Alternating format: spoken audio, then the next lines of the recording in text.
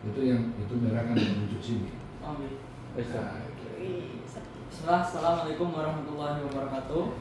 Waalaikumsalam warahmatullahi wabarakatuh. Perkenalkan, nama saya Kifami Jarani dengan NIM 220101047. Di sini saya akan mempresentasikan hasil analisis terkait dengan tindak tutur pemimpin dalam komunikasi organisasi untuk membangun solidaritas. Gitu. Di sini saya meneliti organisasinya adalah organisasi pelajar Muhammadiyah, yaitu Ikatan Pelajar Muhammadiyah, yang dimana ada keresahan terkait dengan tindak tutur pemimpin, begitu.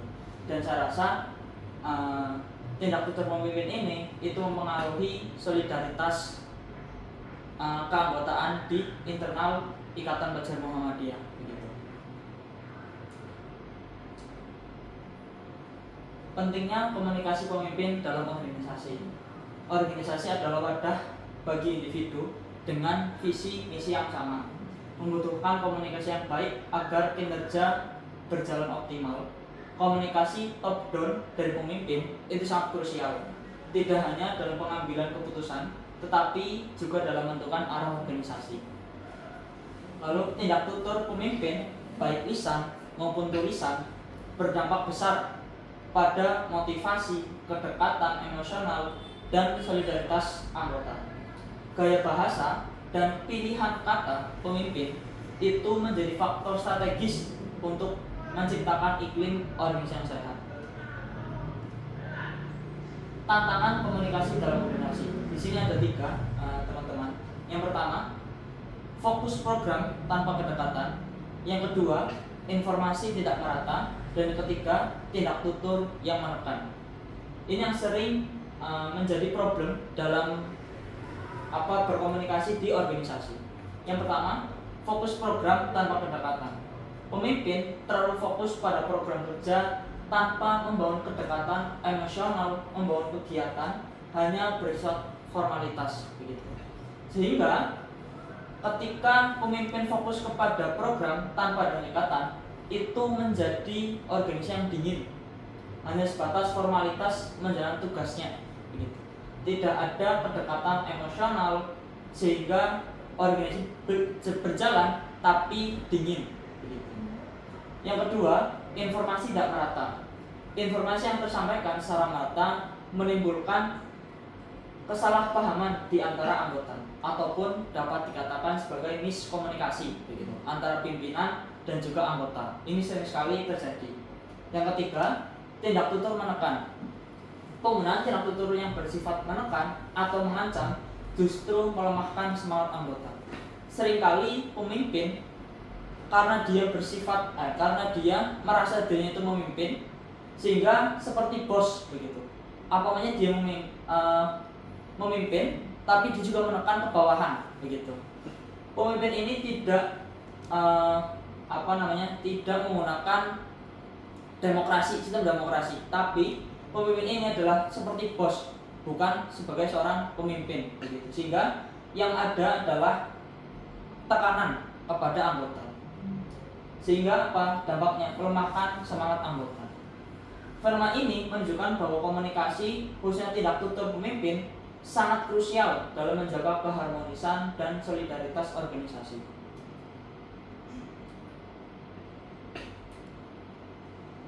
Memahami teori tindak tutur. Konsep tindak tutur yang diperankan oleh Austin tahun 1962 dan dikembangkan oleh John R. Searle tahun 1969 menyatakan bahwa setiap ujaran memiliki 3 dimensi. Yang pertama lokusi, kedua ilokusi, dan yang ketiga adalah perlokusi. Lokusi adalah ujaran sesuai makna literal. Yang kedua, ilokusi, maksudnya yang dicapai penutur itu seperti memerintah, menasihati, atau menjanjikan. Yang ketiga adalah perlokusi, dampak atau efek yang ditimbulkan pada lawan tutur. Dalam kepemimpinan, tindak tutur ilokusi, direktif, ekspresif, komisif sangat mempengaruhi solidaritas anggota. Fokus penelitian pada organisasi Ikatan Pelajar Muhammadiyah, dan ini berfokus pada IPM, organisasi otonom Muhammadiyah yang non-profit. IPM mewadahi minat dan bakat pelajar serta membentuk kesadaran kritis, kebersamaan, dan tanggung jawab sosial. Komunikasi pemimpin, terutama tindak tutur, menjadi kunci dalam membangun kesadaran kolektif dan solidaritas pelajar di IPM. Urgensi penelitian ini adalah membangun solidaritas dan tanggung jawab bersama melalui komunikasi pemimpin yang tepat. Landasan teori komunikasi dan kepemimpinan. Di sini saya mengambil teori komunikasi organisasi dari PES dan Fowles tahun 2006 mendefinisikan bahwa komunikasi organisasi sebagai proses penciptaan dan pertukaran pesan dalam jaringan hubungan yang saling bergantung. Komunikasi membangun makna bersama, share meaning, melalui jalur formal dan informal. Lalu dari Goldhaber tahun 1993 menekankan efektivitas komunikasi bergantung pada kejelasan pesan, umpan balik, dan suasana psikologis yang mendukung. Dalam IPM, komunikasi terbuka dan humanis membangun ukhuwah dan kolaborasi kader. Lalu kedua, teori peran pemimpin.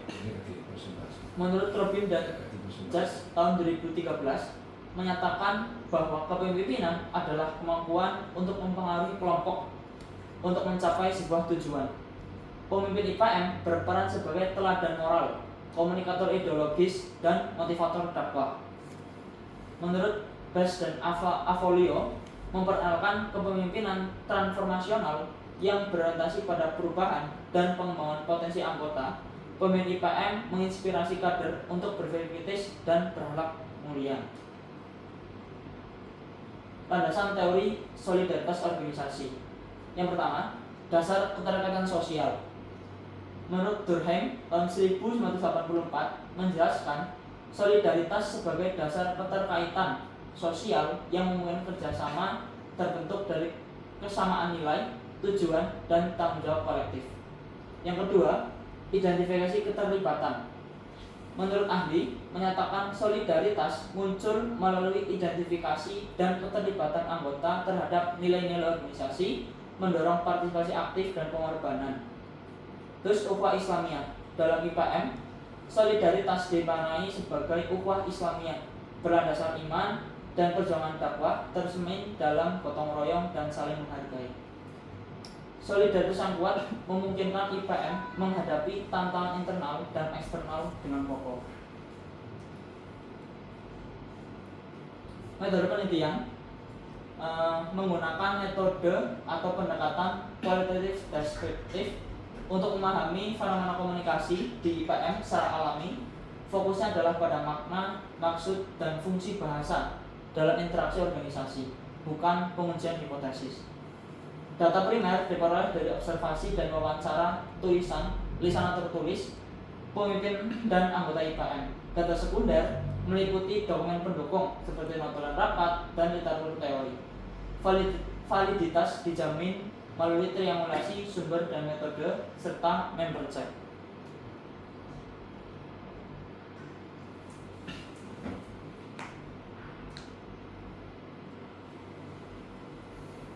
Sini ada tindak tutur ilokusi dominan pemimpin di IPM. Tindak tutur pemimpin di dalam IPM berperan strategis untuk membangun solidaritas, menginternalisasi nilai dakwah, kebersamaan, dan tanggung jawab sosial. Tindak tutur yang tepat menciptakan suasana egaliter, setara, terbuka, dan juga empatik. Yang pertama, direktif persuasif. Memberikan arahan dan ajakan secara persuasif. Ini dapat menumbuhkan kesadaran bersama dan semangat gotong royong. Contohnya adalah, ayo kita wujudkan gen ini bersama-sama. Ini sering dikatakan ketika mau mengadakan sebuah event begitu. Yang kedua, ekspresi emosional. Menyampaikan perasaan apresiasi dan motivasi ini dapat mempererat ikatan batin. Contohnya adalah, saya bangga dengan kerja keras teman-teman semuanya. Biasanya ini adalah di akhir rapat evaluasi begitu. Dan komisif komitmen, menyatakan komitmen terhadap tujuan bersama, menebar moralitas dan tanggung jawab kolektif. Contohnya, saya siap turun untuk langsung membantu. Kegiatan ketiga jenis tindakan tutur ini saling berinteraksi, menciptakan komunikasi organisasi yang harmonis dan juga produktif. Kesimpulan, kekuatan bahasa bagi pemimpin. Tindak tutur pemimpin memiliki peran sentral dalam membangun solidaritas organisasi. Bahasa berfungsi sebagai media internalisasi nilai, pembentukan karakter, dan penguatan ikatan sosial. Efektivitas tindak tutur ditentukan oleh isi pesan, cara penyampaian, dan juga konteks budaya organisasi yang menjunjung kesantunan. Tindak tutur pemimpin menghasilkan efek terlokusi konkret berupa peningkatan partisipasi, tanggung jawab, dan juga komitmen anggota. Solidaritas IPM lahir dari kekuatan bahasa pemimpin yang menyentuh hati, membangun kesadaran, dan menumbuhkan komitmen kolektif untuk berjuang bersama. Pemimpin yang memahami kekuatan tindak tutur menanamkan nilai-nilai perjuangan dalam setiap kata. Dan cukup itu dari presentasi dari saya. Barangkali ada yang ditanyakan, silakan. Silakan kalau pertanyaan Mas. Perkenalkan, nama saya Arvina Rianita Merli dengan NIM 22010400052. Tadi Mas Eki sudah menjelaskan berbagai tantangan dalam komunikasi. Nah, bagaimana sih cara mengatasi tantangan komunikasi yang terjadi pada seorang pemimpin yang hanya fokus pada program saja namun tidak memiliki kedekatan dengan anggotanya, sehingga seringkali terjadi miskomunikasi dan kadang muncul kebencian dalam organisasi yang mengalami tantangan ini. Perkenalkan, nama saya Fauzia Musfiro, NIM 220104008. Izin bertanya mengenai penjelasan yang sudah Eki berikan terkait dengan penelitian tersebut, yaitu dengan judul analisis tindak tutur pemimpin dalam komunikasi organisasi untuk membangun solidaritas. Tetapi pada fokus penelitiannya itu lebih dominan untuk meneliti komunikasi organisasi atau dalam organisasi tersebut, apakah sudah relevan dengan judul tersebut. Kemudian di landasan teori juga belum menyertakan tentang tindak tutur, hanya menyertakan tentang teori organisasi. Terkait dengan tantangan komunikasi dalam organisasi, tadi berkaitan dengan bagaimana pemimpin yang hanya terfokus pada program dan jangan berdampak kepada misi informasi dan juga tidak keharmonisan organisasi, begitu ya Mbak Dina? Ya. Jadi yang pertama perlu disadari bahwa pemimpin itu adalah dia adalah seorang manusia, begitu. Ini dimana memang tidak semua manusia itu sempurna, begitu.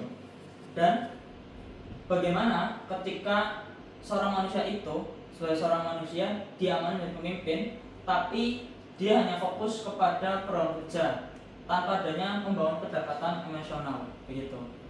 Nah, di dalam pemimpin itu ketika organisasi memang di dalam struktural dia yang tertinggi. Tapi jika kita bedah lagi di dalam organisasi bahwa organisasi itu adalah egaliter, setara, begitu.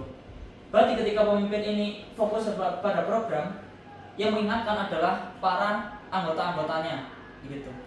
Sekretarisnya, bendaharanya, ataupun yang lainnya, untuk mengingatkan bahwa ada yang lebih penting daripada program kerja, yaitu apa? Kedekatan emosional, gitu. Nah, karena apa? Karena ketika pemimpin hanya fokus pada program kerja, akan berdampaknya sangat krusial bagi keberlangsungan organisasi. Yang pertama terkait dengan informasi, lalu kedua terkait dengan kedekatan dan sebagainya. Padahal di organisasi kita adalah sama-sama untuk belajar bersama, begitu, untuk menciptakan atau mewujudkan visi misi yang sama. Sehingga ketika ada pemimpin yang hanya fokus pada program kerja, kita sebagai anggota berusaha untuk mengingatkan kepada pemimpin itu agar ada yang lebih penting daripada ini, yaitu apa? Kedekatan emosional. yaitu apa? Membangun kegiatan tidak hanya sebatas formalitas, tapi ada makna dan sebagainya. Begitu, Pak Rina. Jawab. Ya, berarti solusinya itu ada pada anggota untuk mengingatkan si pemimpin itu. Ya. Ya. Dari pertanyaan Usi terkait dengan contoh-contoh dari tindak tutur pemimpin. Yang pertama direktif persuasif, ekspresif emosional, dan juga komisif komitmen. Begitu. Yang pertama terkait dengan direktif persuasif, di sana memang ada penjelasan memberikan arahan dan ajakan secara persuasif, menumbuhkan kesadaran kolektif dan semangat gotong royong. Contohnya, ayo kita wujudkan kegiatan ini bersama-sama. Memberi arahan juga bisa berkaitan dengan, misalnya contohnya, Mbak Usi, nanti setelah ini kamu kemana, begitu, dan tolong handle ini. Itu juga termasuk memberikan arahan. Ataupun bisa jadi misal pemimpin nggak bisa datang, begitu ya, lalu menitipkan itu ke Mbak Usi. Mbak Usi, tolong saya titip ini untuk pembahasan ini. Maka itu juga memberi arahan untuk kegiatan rapat, begitu. Nah, ajakan persuasif ia mengajak, begitu. Bahasa-bahasa mengajak saya rasa teman-teman sudah paham. Ayo, terus pergi, dan lain sebagainya, begitu. Ekspresif emosional menyampaikan perasaan, apresiasi, motivasi, memperhatikan batin. Contohnya tadi, menyampaikan perasaan, saya itu bangga dengan kalian. Hari ini kita harus bersama-sama mengevaluasi diri. Ini juga ekspresif emosional, begitu. Dan seringkali ekspresif emosional ini itu ada ketika di akhir kegiatan ataupun di evaluasi. Sering sekali muncul ekspresif emosional ini, begitu. Rasa bangga, rasa cemas dan sebagainya. Dan juga motivasi. Motivasi biasanya itu di awal kegiatan ataupun memulai. Lalu komisif komitmen, menyatakan komitmen terhadap tujuan bersama, manualitas dan juga tanggung jawab. Contohnya di mana? Yaitu saya berjanji ketika saya dilantik saya akan bla bla bla bla. Itu juga komitmen, gitu. Oke.